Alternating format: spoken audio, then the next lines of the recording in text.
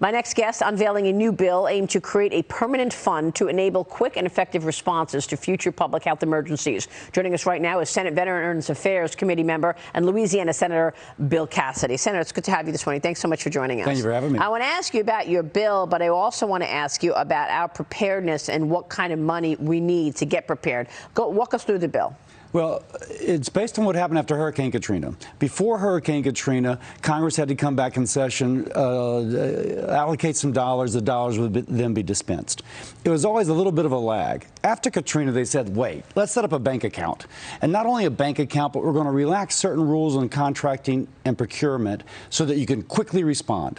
So we want to do the same thing now. If there's an infectious disease that's coming, and we're having one every 2 to 3 years, then we have a bank account that HHS, Health and Human Services, can immediately pull down, put wherever they need it, and then also relax those procurement rules so they can more efficiently, effectively respond to the threat. What kind of resources do we need here in the U.S.? I know that the White House is asking the OMB right now for billions of dollars to be ready, a supplemental into the budget to be ready for coronavirus. Is that going to be $3 to $5 billion? What's your view in terms of how much is needed? Well, that's what they're speaking of. And of course, we want to stop the virus from entering our shores. But I think the thing about Iran and Italy and South Korea suggests that, and India now, suggests that the virus will spread around the world. Eventually we'll make it to our shores in greater force.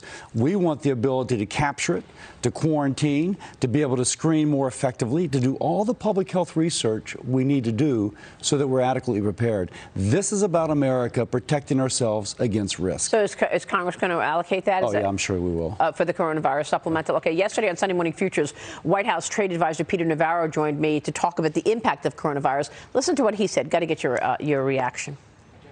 I want to ask you about what the U.S. is relying on from China, because I know that there were plenty of ships that were supposed to be carrying medical equipment, medical supplies, parts, components, which now the U.S. is not getting because China is holding on to those things, or they can't even produce them. We've offshored far too much of our supply chain, not just for corona, but also for the essential medicines we need. Same reasons we offshored a lot of our other stuff. We have to look across 4 different elements. It's the protective gear like the face masks. It's the treatment drugs like remdesivir that we're trying to get into clinical trials quickly. It's the vaccine development, which we're moving in Trump time. We're going to be able to possibly get a vaccine in half the time it usually takes. Your reaction, Senator? Of course, it's true.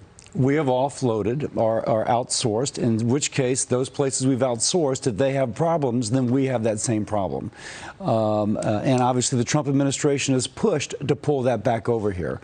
I'd say that's not the only pull. Intellectual property protection, et cetera, has also pulled back. But we're obviously vulnerable right now. Senator, do you think that a situation like this, with what we're seeing, and as Maria's been talking about for weeks now, the worries that we're not getting the supplies here, is it making American companies think even harder about how much they want to rely on one place, especially like China, which has been covering up? We don't even know exactly how this virus began. I agree with that. There has to be a certain degree of uncertainty if you're going to be in China.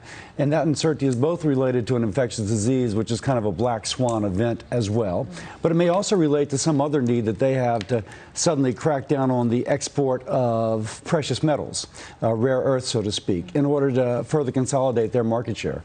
So China continues to be, to throw its weight around in terms of expanding its market in a way which is unusual, but also is vulnerable to things which in turn impact our market share.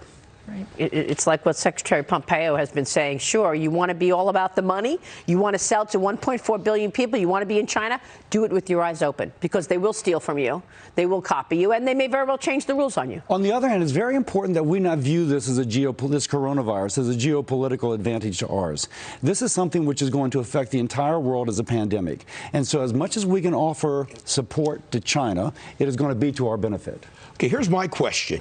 What if the coronavirus virus brings U.S. economic activity to practically a standstill, does a lot of damage. Companies are running short of cash. Are you confident that the Federal Reserve will quickly function as a lender of last resort to help people get over this special event, businesses get over this special event? Let me work backwards. I'm absolutely confident that we will do that. But also, I'm also confident that there's more resiliency in our economy. You know, we're now exporting to Canada and Mexico far more than we formerly did. The USMCA allows us to have an offload for our crops. We'll be hurt. But on the other hand, I think there's a certain resiliency I don't think will come to a standstill. Maybe, but China represents a much bigger portion of the global economy than it ever has. It does, but our exposure perhaps is less than Vietnam's. We're still exposed, not saying that. And we have a lot of highly leveraged businesses that may find themselves having difficulty rolling over debt, and they need some temporary assistance, and that's... I agree with that. That's why I was saying that the market is selling off is because of the overvaluation in the debt markets and in fixed income, not necessarily stocks. Anyway, sorry. Senator, it's good to have you. Thank you for having me, Maria. Yes, we'll be watching your bill and where it goes next. Senator Bill Cassidy joining us. Stay with us. We'll be right back.